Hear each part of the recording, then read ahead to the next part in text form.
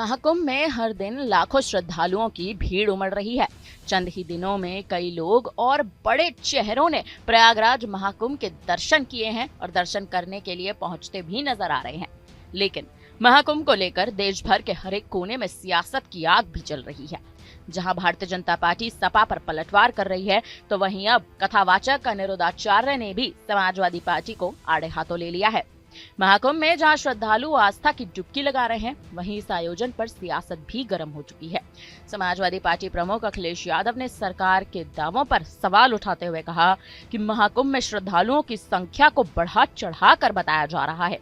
साथ ही उन्होंने सरकार के आंकड़ों को फर्जी करार दिया, जिससे ये मुद्दा विवाद का विषय बन चुका है। प्रसिद्ध कथावाचक अनिरुद्धाचार्य ने अखिलेश यादव की टिप्पणी पर तीखी प्रतिक्रिया दी। उन्होंने कहा कि यदि अखिलेश को महाकुंभ में श्रद्धालुओं की संख्या पर संदेह है, तो उन्हें खुद वहां जाकर भीड़ का जायजा लेना चाहिए। वक्फ बोर्ड की जमीन को लेकर उठे सवालों पर भी उन्होंने कटाक्ष करते हुए साफ बयान दिया कि वक्फ बोर्ड की जमीन यहाँ नहीं बल्कि मक्का मदीना में है। मीडिया रिपोर्ट्स के अनुसार अब तक महाकुंभ में 8.5 करोड़ से ज्यादा श्रद्धालु पहुंच चुके हैं। श्रद्धालु गंगा में स्नान कर अपनी आस्था प्रकट कर रहे हैं और संतों का आशीर्वाद ले रहे हैं। अनिरुद्धाचार्य ने श्रद्धालुओं से भक्ति में लीन रहने, माता पिता की सेवा करने और धार्मिक स्थलों का आनंद लेने की भी अपील की। उन्होंने हर्षा रिछारिया के समर्थन में भी अपनी राय व्यक्त की और इसे भक्ति का स्वाभाविक हिस्सा बताया। उन्होंने सभी को भक्ति में बिना भेदभाव के लीन रहने की सलाह दी है और कहा है कि ये किसी भी धर्म के अनुयायियों का अधिकार है। महाकुंभ न केवल आस्था का केंद्र है, बल्कि संतों और महात्माओं के प्रवचनों से आयोजन और भी पवित्र हो जाता है। संतों ने श्रद्धालुओं को धार्मिक शिक्षाएं दी और लोगों से भाईचारे और सेवा की भावनाएं बनाए रखने की भी अपील की। प्रयागराज का महाकुंभ न केवल भारतीय संस्कृति का प्रतीक है, बल्कि पूरी दुनिया के श्रद्धालुओं को आकर्षित करता है।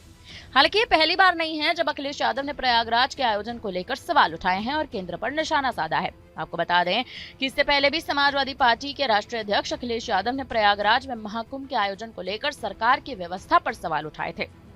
अब कथावाचक अनिरुद्धाचार्य ने इस पर प्रतिक्रिया दी। उन्होंने कहा कि कुंभ इन नेताओं से शुरू नहीं होता। जब नेता लोग पैदा नहीं हुए थे तब से कुंभ चल रहा था। यह अनादिकाल से चलता आ रहा है। ये तो उनका सौभाग्य था कि आज योगी जी का सौभाग्य है कि उन्हें कुंभ में कार्य करने का मौका मिल रहा है। कथावाचक ने अपने बयान में ये भी कहा था कि कभी अखिलेश को सौभाग्य ही नहीं प्राप्त हुआ कि उन्हें कुंभ में कार्य करने का अवसर मिले। यदि यहाँ पर कोई भी आ रहा है और वह अपना योगदान दे रहा है, तो यह योगदान इतिहास के पन्नों में लिखा जाएगा। देखा जाए तो भारतीय जनता पार्टी के बाद कहीं ना कहीं कथावाचक अनिरुद्धाचार्य का यूं इन बयानों पर पलटवार करना आने वाले समय में महाकुंभ में तमाम बड़ी सियासत और सीधे तौर पर कहें तो सियासत को एक अलग ही पारा चढ़ता हुआ नजर आ सकता है। अखिलेश यादव अब आखिर इस पूरे मुद्दे पर क्या प्रतिक्रिया देंगे, ये देखना बेहद अहम होगा।